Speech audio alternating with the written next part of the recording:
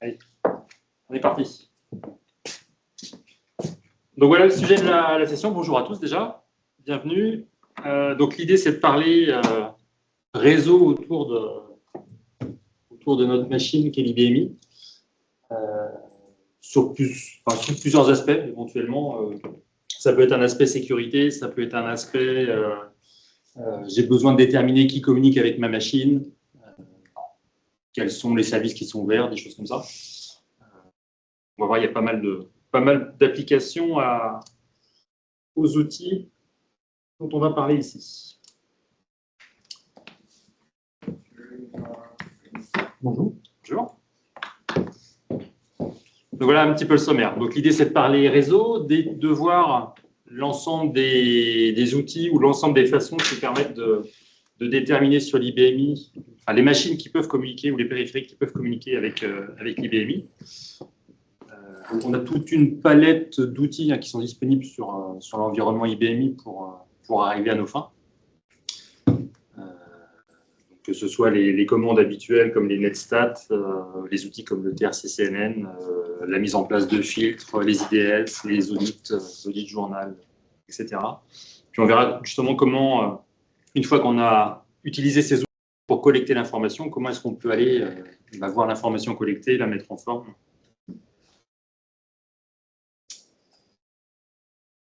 Et puis pourquoi faire ça? Donc justement, des usages. Donc là, nous, on se pose souvent ce genre de questions quand on a besoin, quand un client a une machine sur site, une machine on-prem, il se pose la question de la changer, de la bouger de réseau pour des questions de sécurité, éventuellement de la mettre dans le cloud. Donc il est bon de savoir avec qui la machine communique pour avoir un périmètre bien défini. Mais on va pouvoir aussi utiliser ces outils ou ces façons de faire pour essayer de déterminer un périmètre de sécurité, par exemple, pour sécuriser sa partition. Première chose, c'est essayer de faire un petit bilan et de voir votre partition, comment elle est configurée côté interface réseau déjà. Donc, la commande magique, c'est le netstat. Donc, soit le netstat étoile IFC qui va vous lister donc, les interfaces, soit plus communément, je pense que les gens font plus facilement un CFG-TCP option 1. Et c'est là qu'on voit les interfaces réseau. C'est souvent la manière qui est la plus utilisée. Puis après, on joue, quand on est dans l'option 1 du CFG-TCP, on joue avec l'option F11 pour basculer d'écran, pour voir les interfaces qui sont actives, celles qui ne sont pas actives. Voilà, donc là, par exemple, on est sur une machine, on voit qu'on a trois réseaux qui sont définis, sur deux interfaces distinctes. D'accord, et donc des interfaces qui sont actives. Donc, les interfaces qu'on a vues vous permettent de voir déjà les réseaux locaux avec lesquels l'IBMI est capable de dialoguer. Maintenant, si sur l'IBMI, il y a des routes qui ont été configurées, votre machine peut aller plus loin.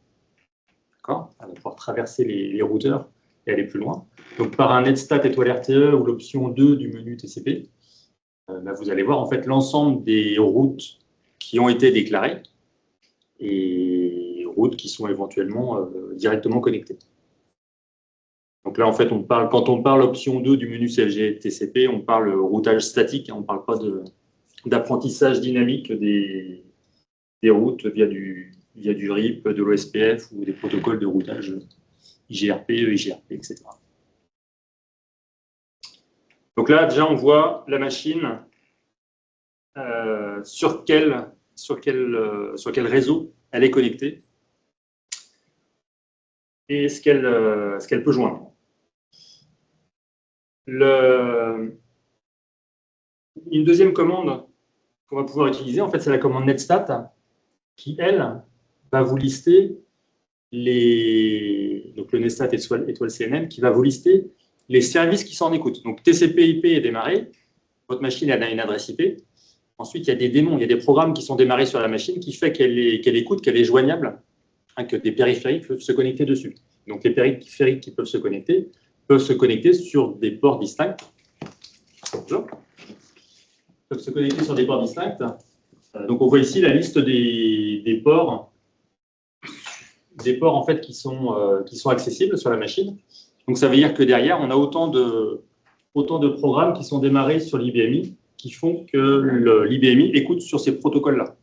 Donc là, on voit que la machine, elle est accessible en FTP, elle est accessible en Telnet, en SSH. Le serveur de messagerie est démarré, le serveur POP3 est démarré, le serveur de temps, l'accès CIFS, hein, donc là, c'est l'accès Windows, voilà. Votre serveur de fichiers. Donc, quand il y a les étoiles, c'est que le service est en écoute.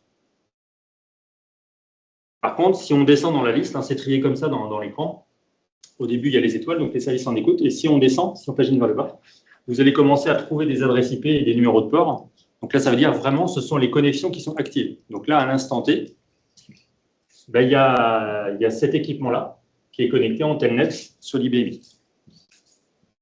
Okay. Donc après, on peut les voir, on peut aller dans le détail pour voir quel est le travail qui est lancé, le user qui va avec, le nombre de paquets qui sont passés, etc., etc. Tous ces petits noms qui apparaissaient quand on fait le NetStat, là, les noms de ports, vous voyez, des fois, il y a des noms, puis des fois, il y a des numéros. C'est juste une table, en fait, qui fait une association entre un numéro de port, un protocole, et puis un nom. Donc, c'est ce qu'on appelle, en fait, la table des services. Souvent, on parle quand vous cherchez sur Internet, on parle des well-known ports. Ça, tout le monde sait que le 23, c'est Telnet, que 22, c'est SSH, que 25, c'est SNTP, etc. etc. Bon, je vous ai montré des écrans verts.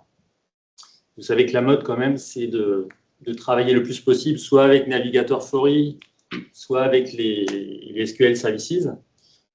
Donc, quasiment 100% des choses que je vais vous montrer, ou que je vous ai déjà montré, c'est accessible via les SQL Services ou via Navigator Fiori. Donc, par exemple, si on veut la liste, donc ce que je vous ai montré avant sur l'écran 5250, la liste des ports en écoute, bah, une petite requête SQL sur la table NetStat Job Info et vous avez la même chose. Si vous voulez, par contre, si vous voulez voir que les connexions qui sont actives, bah, on modifie un petit peu la requête et là, vous avez directement les connexions qui sont actives. Donc, ça vous permet à un instant T de voir les machines qui communiquent avec votre IBMI. Hein, donc, avant, on a regardé les réseaux, les routes. Maintenant, on sait qui communique.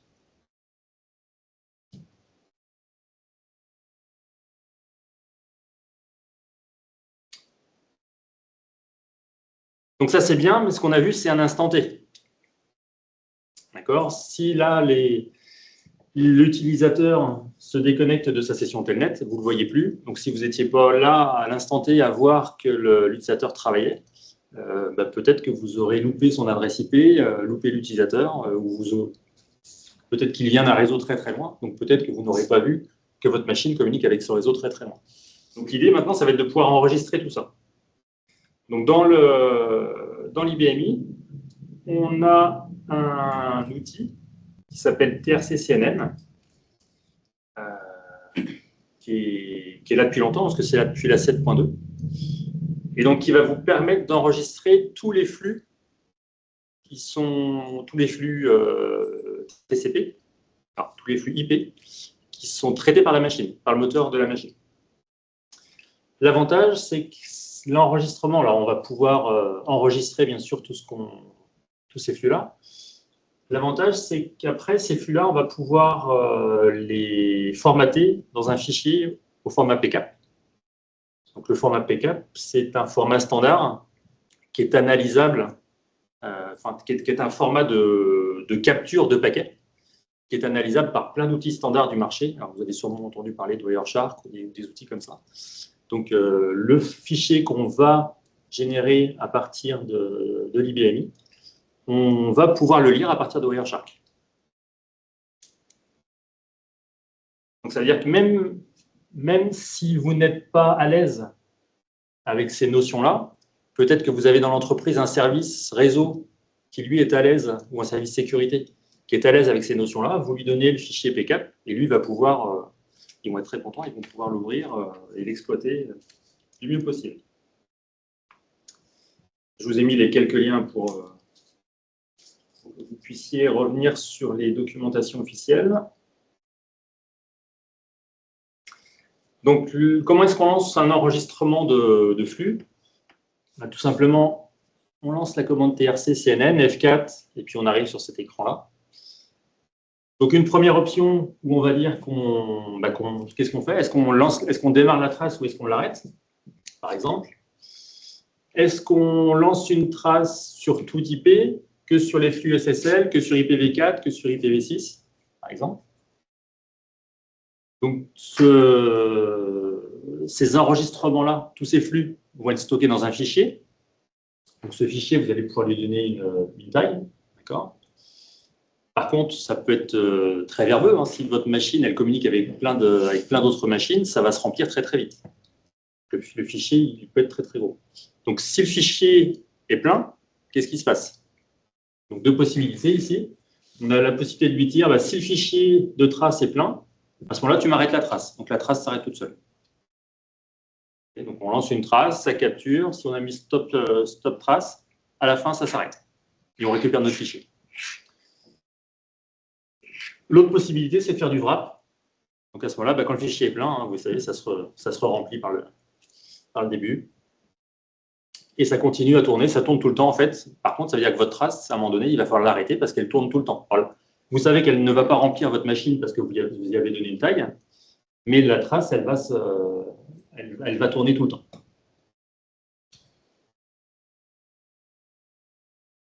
Quand on lance une trace, c'est pas forcément facile de savoir où est-ce qu'elle est, ou est-ce que ma trace, elle tourne bien. En fait, on a un work trace qui existe. Et si on passe le paramètre étoile leak, on n'a vraiment que les traces qu'on a lancées avec la commande trc cnn qui apparaissent.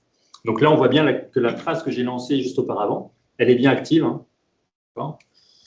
Et donc le LED nous dit bien que lorsque la trace est active, on ne peut pas aller voir le contenu du fichier parce que forcément le fichier est verrouillé, c'est écrit tout le temps dedans.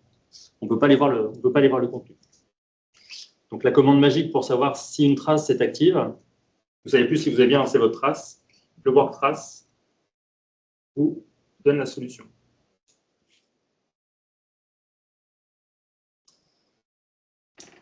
Admettons que j'ai lancé une trace en wrap, donc elle tourne tout le temps. Il va falloir l'arrêter à un moment donné. On relance la commande trace, on lui passe en paramètre le nom de table qu'on avait mis, ou alors on laisse étoile gen s'il l'a généré tout seul. On lui dit étoile off. On lui dit que la trace, on veut la mettre non pas dans un spool, mais dans un fichier stream. Et puis on lui précise un petit répertoire dans l'IFS pour aller stocker ça. Là, le paramètre, si le fichier existe déjà, on met yes pour que ça l'écrase. Sinon, si le fichier existe déjà, qu'on a laissé no, il ne va pas arrêter en fait. Il va dire qu'il y a une erreur. Donc il faut bien mettre yes si le fichier existe déjà. Et donc là, le fichier qui est généré, il est directement lisible au format PK.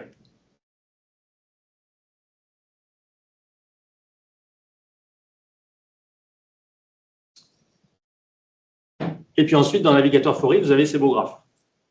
Non, c'est pas vrai. Pas encore. Le fichier PCAP, du coup, il faut l'exploiter. Donc, je vous ai dit, il y a des utilitaires comme Wireshark qui permettent d'ouvrir ces fichiers et puis de les mettre en forme et de regarder un petit peu ce qui se passe. Il y a aussi des outils ou des sites web sur le net qui permettent d'ouvrir un fichier PCAP. Alors, je ne vous conseille pas de le faire. Pourquoi? Parce qu'en fait, ça veut dire que le fichier PCAP que vous allez analyser sur un site web, vous allez l'uploader. C'est vos données quand même. Donc, je ne vous conseille pas de le faire. Là, je l'ai fait parce que c'est une machine de test, d'accord? Et ça permet de voir ce qu'on est capable de... Enfin, qu'est-ce qu'il y a comme information dans un fichier PCAP? Et je ne vous conseille pas de le faire. Ou alors, faites-le, mais avec une machine de test. Donc là, j'ai laissé tourner la trace. Donc là, je suis sur une machine de test. Donc, il ne se passe quasiment rien sur la machine de test. J'ai joué juste un tout petit peu avec pour générer les flux. J'ai arrêté la trace. J'ai pris le fichier PCAP dans l'IFS et je l'ai uploadé sur ce site-là. Et donc, qu'est-ce que ça nous dit? Donc, on voit en fait sur la partie gauche, donc il classe un petit peu les résultats. Donc, déjà, on voit qu'il y a eu des trafics. Pas beaucoup, oui, c'est des kilos. Et sur la gauche, là, quand il y a un chiffre, ça veut dire qu'il a trouvé des entrées qui correspondent à la section. Donc, il a trouvé des choses qui contiennent des mots de passe. Il a trouvé des entrées DNS, il a trouvé des connexions, des réseaux, des ports ouverts. Il a trouvé des partages SMB, etc., etc. Donc, tout ça, il a trouvé ça juste grâce au fichier PCAP.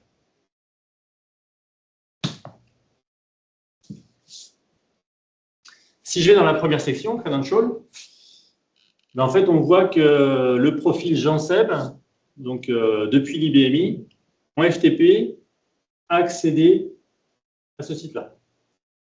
D'accord?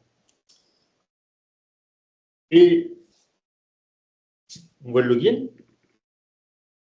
on voit le mot de passe, en clair. Et Wiki, Power Wiki. D'accord? Donc, à partir du moment où le flux, donc là, je me suis connecté au serveur FTP sur l'IBMI, d'accord, depuis un poste distant. Le FTP n'est pas sécurisé, enfin n'est pas chiffré, ce qui veut dire que tout circule en clair. Mon analyseur, ma capture, a permis de capturer le login mot de passe. Si pendant mon analyse, il y avait eu des utilisateurs qui auraient ouvert des sessions 5250, on aurait la liste des comptes et des mots de passe là. Donc, on dit que sur les BMI, enfin, on dit que sur une machine, on n'est pas capable de récupérer. Peut-être qu'il y a des solutions d'ailleurs, je ne sais pas, mais est-ce qu'on est, moi, à ma connaissance, on n'est pas capable de récupérer le mot de passe d'un utilisateur.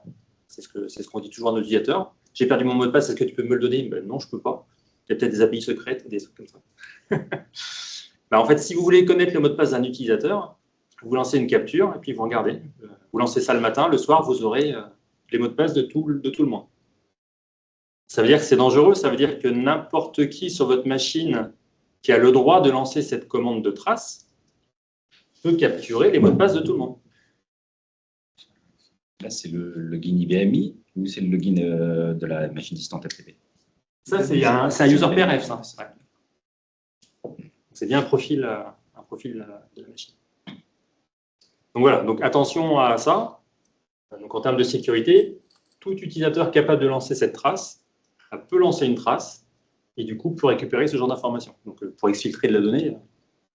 Voilà. C'est quoi le droit pour lancer la trace? C'est KDM. J'ai pas regardé si c'était au LOBJ. Je crois qu'il faut IO6CFG, c'est KDM. Ouais, peut-être, ouais. Oui, je pense que j'ai vérifié, un utilisateur basique n'a pas le droit. Ça, j'ai vérifié. J'ai pas été dans le détail de regarder quel était le droit nécessaire. Voilà. Donc, on voit qu'il y a d'autres entrées. Donc, dans les connexions, donc on voit que la machine. Donc, en fait, ça, c'est notre IBMI qui avait deux adresses IP, là. Donc, sur le réseau, donc il n'y a pas eu de communication, en fait, entre ces adresses IP-là et les autres adresses IP qui ont circulé sur le réseau au même moment. D'accord? On voit que c'est des adresses IP qui ont discuté entre elles, mais elles n'ont pas discuté avec l'IBMI. Mais voilà, il y a eu des flux. Alors, ce qui est marrant, vous voyez, il n'y a pas eu de communication, il n'y a pas eu de connexion de ces postes-là vers l'IBMI. Pourtant, l'IBMI, il a vu les IP, il a détecté les IP. Pourquoi? Bah, probablement parce que c'est du broadcast, en fait.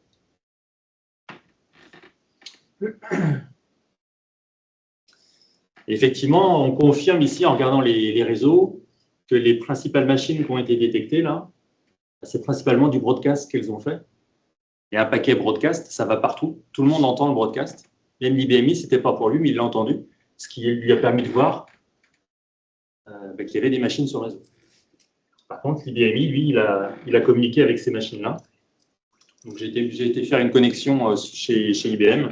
C'est pour ça que ça générait des flux. Donc, justement, dans les connexions, l'analyseur, là, dans le fichier PCAP, à voir toutes les trames, il a compris qu'il y avait eu une session FTP. En fait, il m'a régénéré toute la session FTP. Là, on voit bien que je me suis connecté depuis une machine, user Jean-Seb, le mot de passe, j'ai été dans tel répertoire, et j'ai listé le contenu. Là, après, j'ai fait une autre connexion. Donc là, du coup, j'étais sur l'IBMI. Donc là, c'est depuis la machine 10 40 50 33 vers l'IBMI. Là, c'est depuis l'IBMI, c'est la machine IP de l'IBMI, ça. Depuis l'IBMI, j'ai essayé de me connecter chez IBM pour récupérer des fichiers. En fait, comme on n'a plus le droit maintenant de se connecter en FTP pour récupérer les fichiers, je me suis fait jeter tout de suite. N'empêche qu'il a bien vu que j'ai eu une session. Tout ça, c'est dans le PCAP. Donc voilà, donc plein d'informations dans le PCAP. Là, je ne vous ai pas...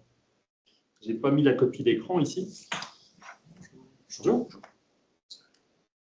J'ai pas mis la copie d'écran, mais au travers des paquets broadcast qui sont passés, il m'a trouvé les noms des serveurs Windows. C'est des serveurs Windows principalement qui ont fait des broadcasts. Il m'a trouvé les noms des serveurs Windows, les OS, je ne sais plus ce qu'il y avait d'autre comme information. Donc, tout ça, ce qu'il faut bien voir, c'est plus on collecte d'informations, plus c'est facile après, pour un attaquant en tout cas, de cibler son attaque avec les bons outils, avec les bons moyens, les bonnes méthodes. Donc, toute information collectée, elle est bonne. Donc, même si l'information qui est collectée par la personne qui arrive à le faire là n'est pas intéressante, peut-être que l'information elle peut être revendue sur le dark web, etc. etc.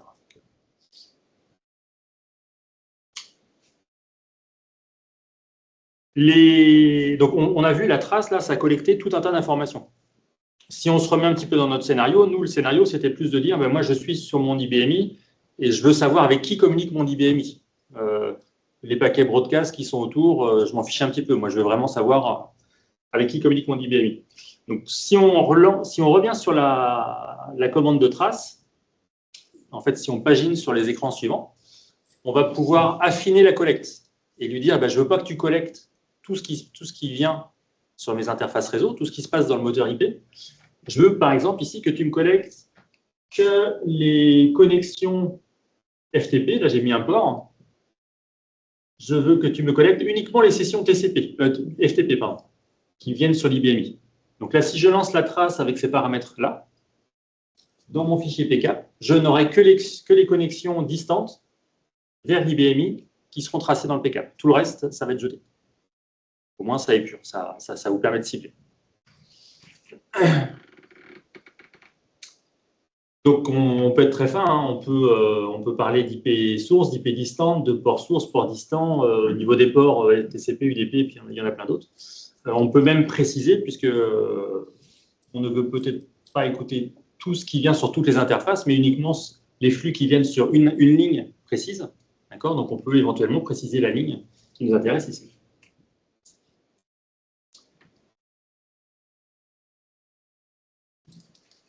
Donc ça, c'est bien, mais si on a lancé la trace en pertévrap, c'est-à-dire qu'elle va tourner tout le temps,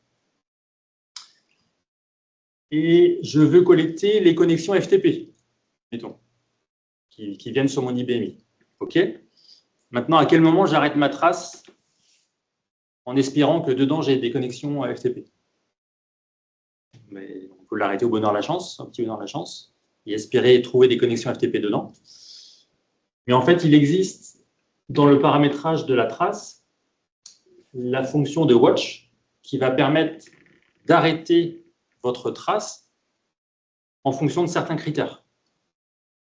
Okay ? Donc, on va pouvoir dire, par exemple, je veux que tu arrêtes ma trace si dans l'history log, le QHST, tu me trouves le CPF 1124. Le CPF 1124, je crois que c'est l'ouverture ou fermeture de session. Je ne sais plus lequel c'est. Hein, pardon ? Démarrage de job. Démarrage de job. Ouais. Donc, s'il y a une session 52-50 qui démarre, admettons, on a ce démarrage-là. Donc, typiquement, pour quelqu'un qui veut capturer un mot de passe, il lance un PCAP, il met ce watch-là, il sait que dès que la trace s'arrête, alors en mettant les paramètres supplémentaires pour être sûr que ce soit un job de session 52-50 qui démarre, il va avoir un mot de passe à l'intérieur. Donc les watch, du coup, deviennent un outil plutôt sympa pour arrêter la trace quand on est sûr que l'événement qu'on veut collecter s'est déroulé.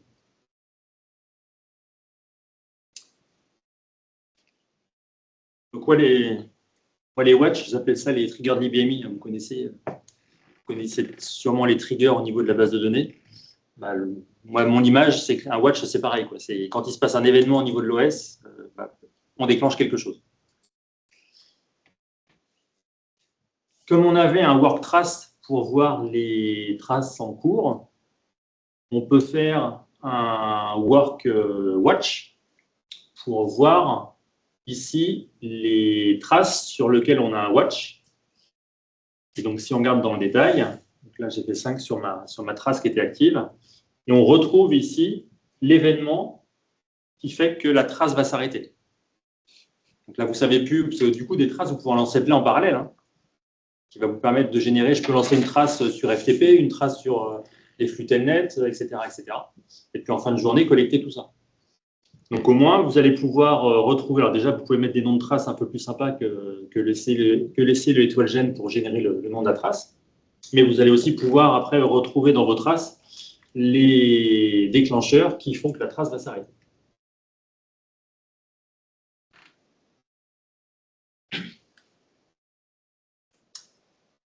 L'événement s'est produit. Là, si je regarde dans le QHST, il nous le dit clairement. Hein. La trace 001 s'est arrêtée, code raison 2.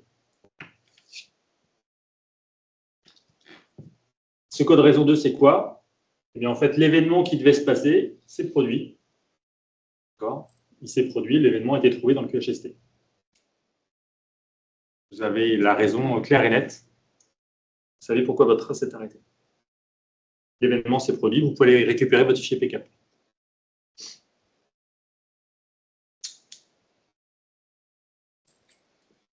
On a regardé les interfaces, on a regardé les services qui étaient lancés, les ports ouverts.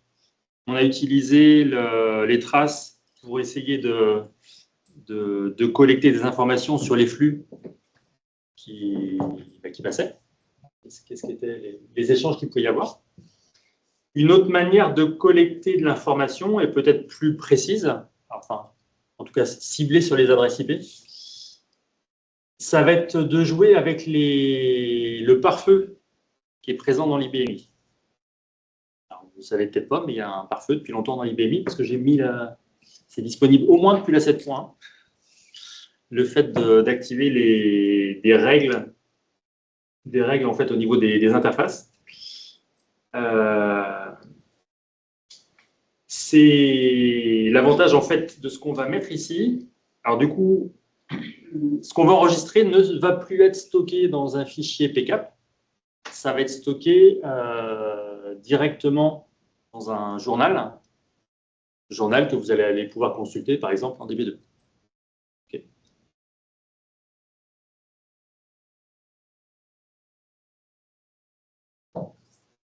Je reviendrai sur l'exemple, mais là, l'idée, c'est quoi?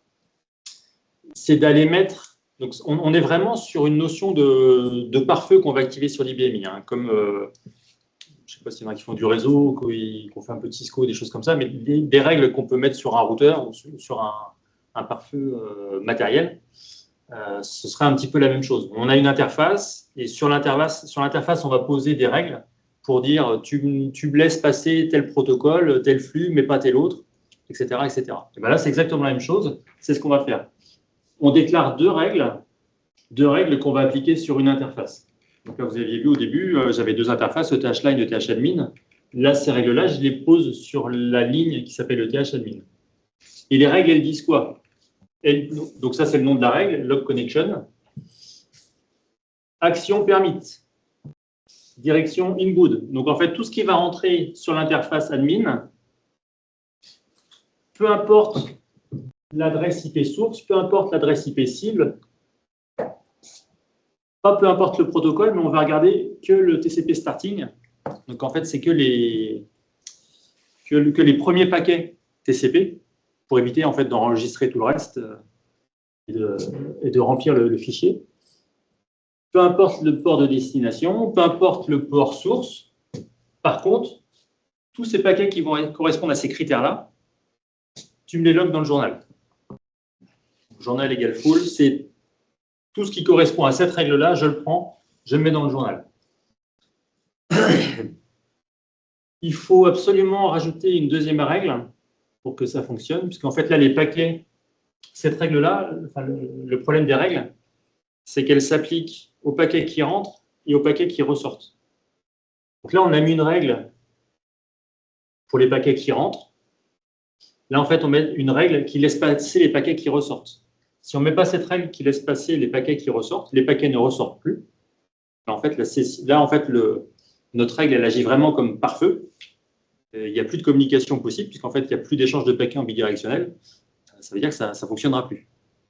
Donc, typiquement, si j'appliquais uniquement un des deux filtres ici sur mon interface, si je suis connecté, moi, en 5250, en CLI, sur la machine au travers de cette interface-là, au moment où j'active la règle, je coupe la branche sur laquelle je suis. Je me coupe la main sur la machine. Plus personne ne peut accéder à la machine. C'est pour ça que j'ai mis cette petite phrase-là. Attention, la deuxième règle, elle est importante. Il y a un ordre pour entrer les règles? Il n'y a pas... Alors, il peut y avoir un ordre, ça dépend, mais ce qu'il faut savoir, on va le voir sur un écran tout à l'heure, c'est qu'à la fin, il y a une règle que vous ne voyez pas qui dit que tout ce que vous n'avez pas autorisé est interdit. C'est pour ça qu'il faut, une fois qu'on sait ça, c'est important de bien laisser passer les paquets qu'on veut voir.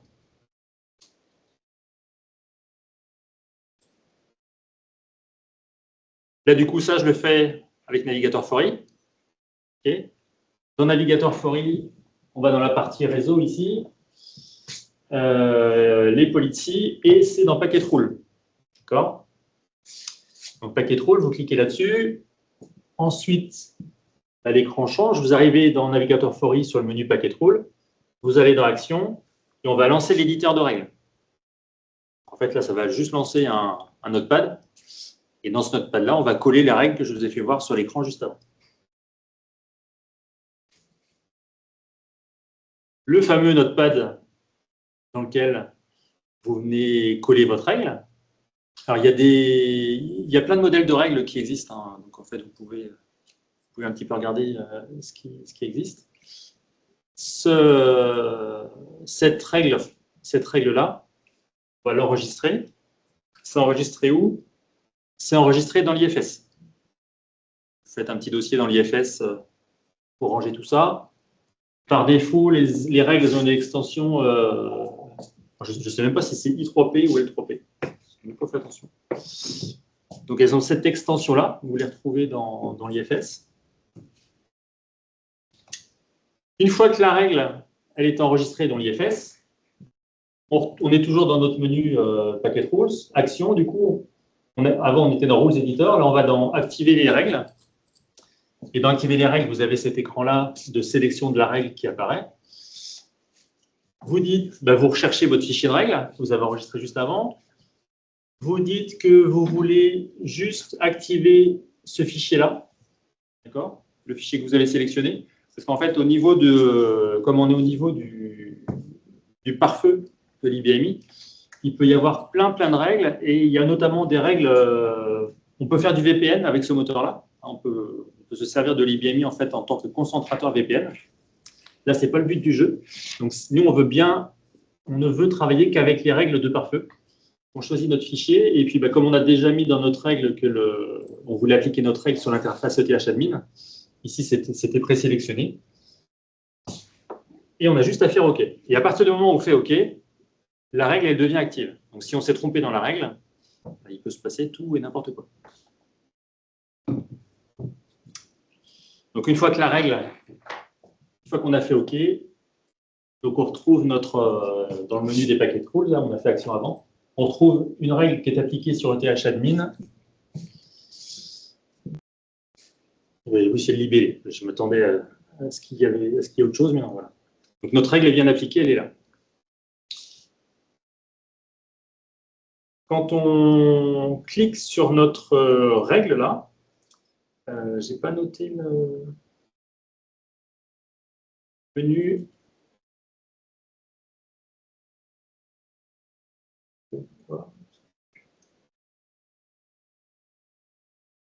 Pour avoir cet écran-là, active Packet Rules. une fois que la règle est active, c'est ce que je disais tout à l'heure, on a la possibilité de voir qu'est-ce que le moteur de règle a compris de la règle qu'on a rentrée. On peut très bien s'être trompé. D'accord ?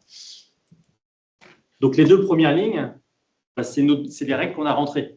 Donc là, vous vous rappelez, dans la règle, j'avais des étoiles à peu près partout, sauf, je lui avais dit que je voulais qu'il ne trace que les en-têtes des paquets TCP. Donc là, on trouve bien notre TCP starting qui est là, avec le full pour le journaling.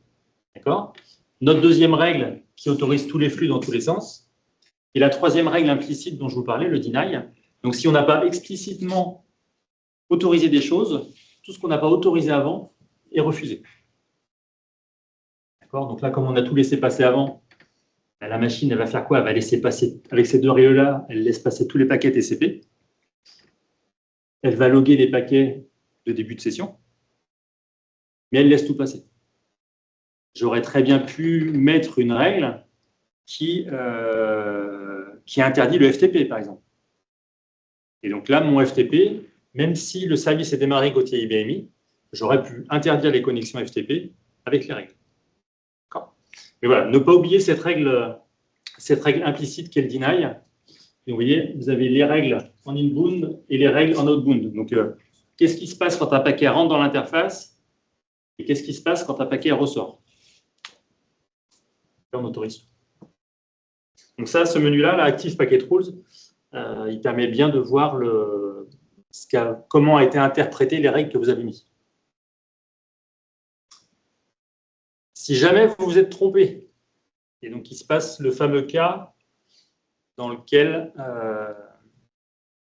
vous vous êtes coupé la connexion, vous n'avez pas autorisé tous les flux, votre session 5250, plouf.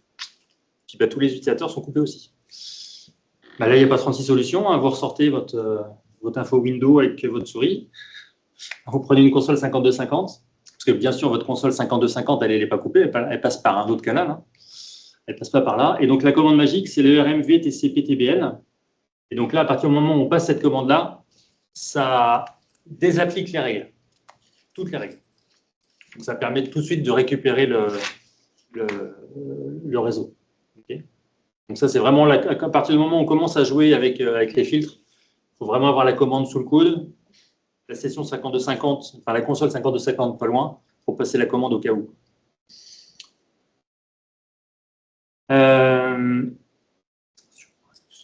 Bien sûr, là, je l'ai fait avec Navigator Fori, mais on peut faire des choses aussi en ligne de commande. L'application de la règle, là, quand j'étais dans le menu Action, activer la règle, on peut aussi le faire en 5250. Donc, en fait, avec le programme LODIP FTR, on peut à la volée charger des règles ou décharger des règles. Ça veut dire quoi? Ça veut dire que si vous êtes dans une phase où vous voulez justement automatiser votre collecte de données à partir de certains filtres à certains moments, bah, vous allez pouvoir peut-être automatiser des choses en chargeant des règles ou déchargeant des règles à la volée. Okay. Et les entrées du journal des filtres. Donc, en fait, les règles elles sont stockées dans un journal. On va pouvoir aller voir dans le journal, bah, comme dans tout journal, avec un DSP JRN.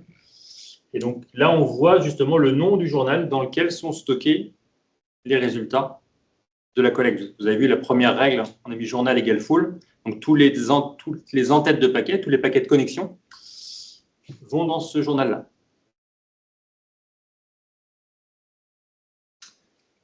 Si on regarde le journal, ben en fait, on voit les différentes entrées avec les différents types.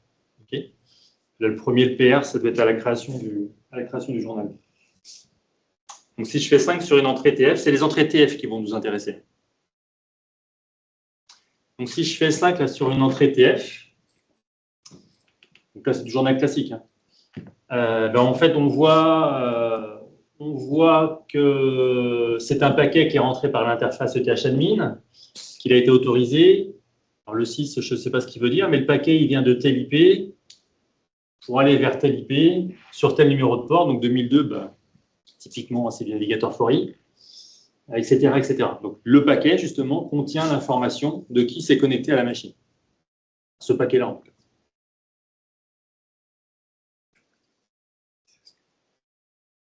Là, on avait donné incomplète. Non, parce qu'on avait mis full dans la trace. Pardon? Là, on a un donné incomplète non. Ça, c'est parce qu'on avait mis full dans la trace. Ouais. Bon, le DSP JRN, c'est bien, mais on peut faire mieux quand même. Donc, un petit coup de SQL pour récupérer les entrées de type TF du QIP filter.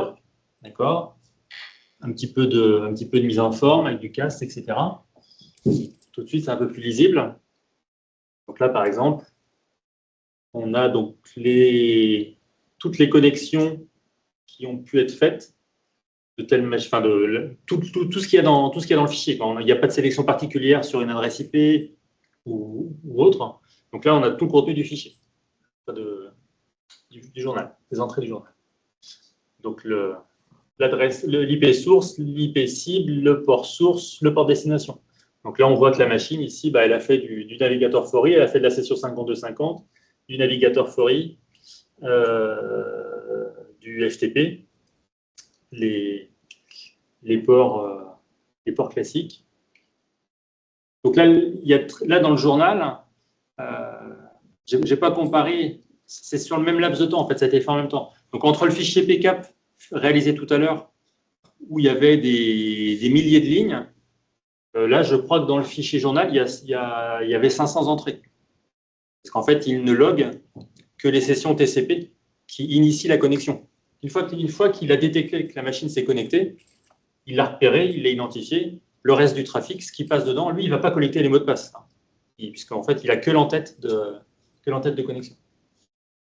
Donc, c'est encore un autre moyen de tracer qui peut se connecter sur la machine.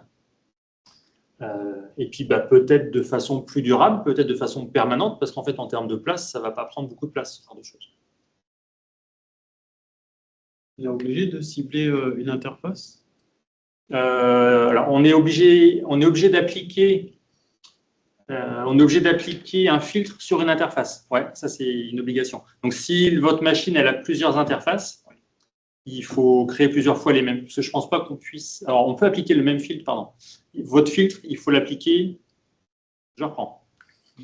Si votre machine elle a, admettons, 2 interfaces, oui, il va falloir appliquer un filtre par interface. Donc, un filtre sur l'interface 1, un filtre sur l'interface 2. Ça peut être le même filtre, ça peut être le même fichier. Mais en une seule application, je ne crois pas qu'on puisse appliquer sur les 2 interfaces.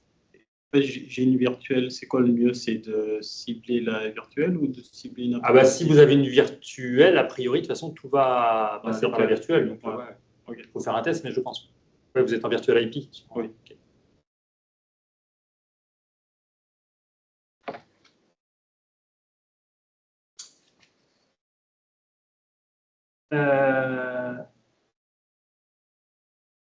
Où est-ce qu'on peut encore trouver de l'information? On a vu les interfaces liées aux routes, le TRC-CNN, les filtres. Il y a aussi pas mal d'informations dans le QHST. C'est pareil, le QHST, il se vide régulièrement. Donc, l'information, il faut réussir à la capturer au bon moment. Donc, toujours pareil, hein, le QHST, rappelez-vous, il est accessible accessible en SQL au travers de la table History Log Info. Depuis la 7.1 quand même, c'est pas tout jeune. Et donc en SQL, vous allez pouvoir passer une requête SQL par exemple de ce type-là pour voir les connexions qu'il y a pu y avoir. Okay. Donc là, on voit typiquement au travers du QHST, on a trouvé ces entrées-là. Le profil utilisateur en plus, donc vous avez le profil en plus de l'adresse IP, donc là ça peut être sympa. Et vous avez le job qui va en face, donc vous avez une source d'information complémentaire. Okay. Ce qui peut être pratique après, c'est pareil, c'est peut-être pas vous qui allez exploiter ces données-là, il va peut-être falloir les donner à votre service réseau, à votre SOC. Les données du QHST peuvent être générées au format syslog, suivant ces 2 RFC-là. Alors, syslog, ça ne vous parle peut-être pas, mais tous ceux qui font du réseau, ils connaissent bien. En fait, c'est un format structuré de données réseau et un format standardisé qui sert à collecter et à centraliser les informations réseau. Donc, typiquement, aujourd'hui, quand vous avez des services SOC dans une entreprise, vous avez peut-être déjà entendu des mots comme les SIEM ou des puits de log.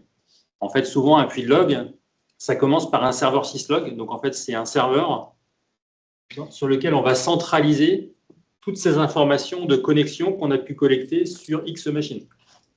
Donc, les informations de connexion qui viennent de l'IBMI, les informations de connexion qui viennent des serveurs Windows, Linux, etc. On centralise tout ça sur un seul et même fichier, un seul et même serveur, pardon, un serveur syslog. On appelle ça souvent un puits de log, et c'est le début du SIEM. Alors, ça veut dire que le jour où on va avoir une attaque, où on va chercher de l'information, c'est l'endroit où on a toutes les informations réseau de toutes les machines. Donc, ça va permettre de retracer les choses. Donc, ça, c'est intéressant parce que du coup, le QHST, on va pouvoir exporter les données au format syslog. Il y a un outil gratuit qui permet de faire ça? Pardon, un outil open source qui permet de… Open source. Ouais. Alors, en fait, il n'y a pas d'outil gratuit en soi. Par contre, on trouve dans la littérature IBM des façons de faire pour automatiser la collecte d'informations à une fréquence déterminée des informations qui sont dans le QHST, les formater au format syslog et les envoyer vers un serveur syslog. Ça, IBM, j'ai déjà vu ce genre de choses. Ils ont mis à disposition des informations qui permettent de dire comment on pourrait faire pour se faire un outil un espèce d'agent qui va collecter l'information locale pour l'exporter. C'est ça. Donc ça, il y a ces informations-là sur le site IBM. Et puis après, il y a d'autres outils du marché qui permettent de le faire. Ouais. Après, il y a des agents. IBM a son SIEM à lui, donc QRadar. Donc dans QRadar, il y a il me semble qu'il y a un agent.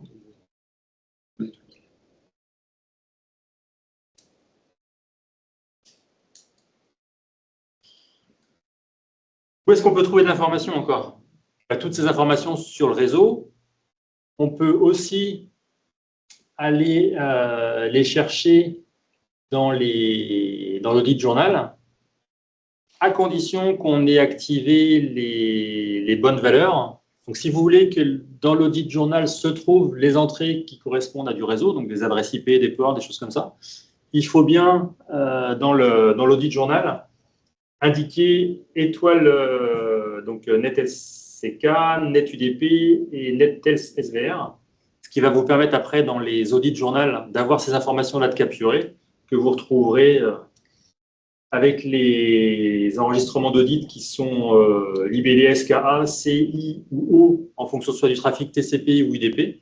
Mais toutes ces entrées-là, vous allez aussi les retrouver dans l'audit journal. Par contre, là, dans l'audit journal, attention, ça peut générer quand même pas mal ça génère beaucoup d'informations, donc pas mal de taille en termes de volumétrie. Attention à la taille de vos journaux, à la gestion de vos journaux, à l'épurement de vos journaux, pour pas que la machine explose. Okay.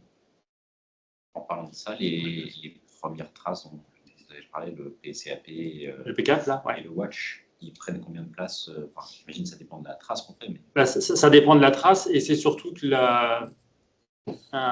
autant vous avez vu les traces, on donne une taille au fichier, on lui donne une taille finie, et puis on donne le paramètre, soit tu t'arrêtes quand c'est plein, soit tu wraps. Donc il va boucler dessus. Donc on sait qu'on ne va pas remplir la machine. Par contre, un journal, on n'a pas, à ma connaissance, on n'a pas cette notion-là pour dire tu t'arrêtes quand c'est plein, parce que par défaut, un journal, quand c'est plein, il crée un récepteur. Enfin, c'est le principe du journal, quoi. Et pour le Watch, l'arrêt, ouais. Lui, il le stocke où, ces informations? Lui, en fait, le Watch, c'est qu'un déclencheur. Il va arrêter justement le process de trace. Donc, lui, le Watch en soi, c'est un trigger, le Watch. Hein. Il n'y a pas de limite.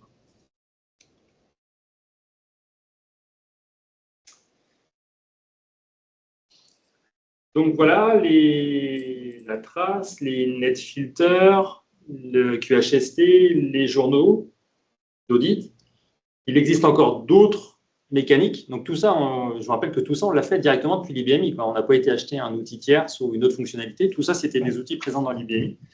Et dans l'IBMI, il y a encore d'autres façons de faire qui sont peut-être qui sont un peu plus complexes. Mais je vous ai dit que dans l'IBMI, il y avait, quand on a vu les filtres là, je vous ai dit que dans l'IBMI, il y avait un pare-feu. Dans l'IBMI, on a aussi un IDS. Un IDS, hein, c'est une mécanique en fait pour détecter les intrusions niveau réseau. Donc, on peut aussi mettre en œuvre la fonctionnalité IDS au niveau de l'IBMI pour essayer de collecter encore plus d'informations sur les machines qui viennent se connecter et quels usages elles font de l'IBMI. Donc ça, c'est la partie IDS. Donc la partie détection d'intrusion. Là, on est vraiment sur de la notion de pare-feu et de sécurité. On pourrait dire aussi qu'on écrit nos propres programmes pour essayer de détecter l'information. Et à ce moment-là, on pourrait jouer avec les points d'exit pour dire quand il se passe tel événement sur tel processus, je déclenche mon programme à moi qui va générer l'enregistrement d'un fichier de log, de quelque chose comme ça. C'est aussi un autre moyen de mettre en place vos propres programmes pour essayer de détecter et de stocker l'information.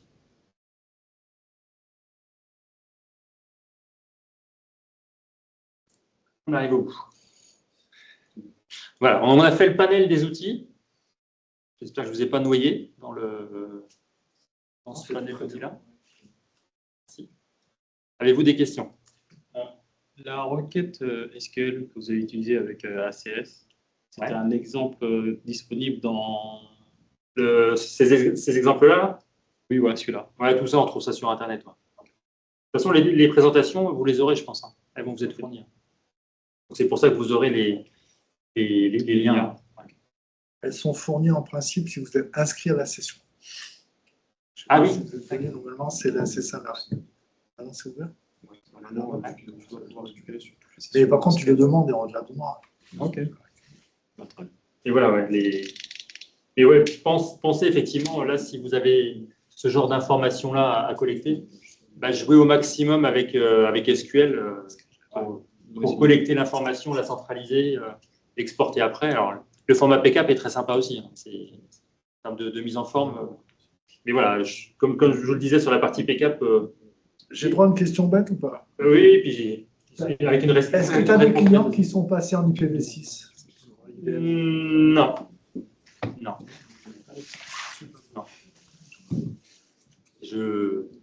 Personne ne passera en IPv6. Je crois que c'est mort l'IPv6. C'est bizarre parce qu'il y a quelques années, on allait tous mourir si on n'y allait pas. Et puis d'un seul coup, quand on était prêt à y aller, il n'y a plus personne qui allait. Quoi. Ça peut générer aussi des incidents IBM quand il démarre l'IPv6 et que c'est mal. Ouais. Et après, je ne sais pas en termes de... Parce que l'IPv6, à un moment donné, a été vendu aussi comme plus sécurisé, parce que plus segmenté, etc.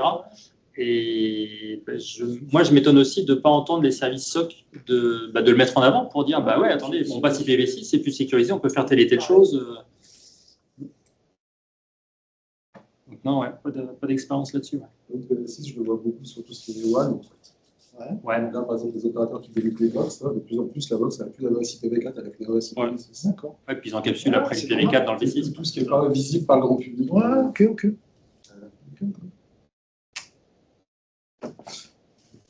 Voilà, merci à vous. Merci. Vous aurez les collègues de cet après-midi. Merci. Merci.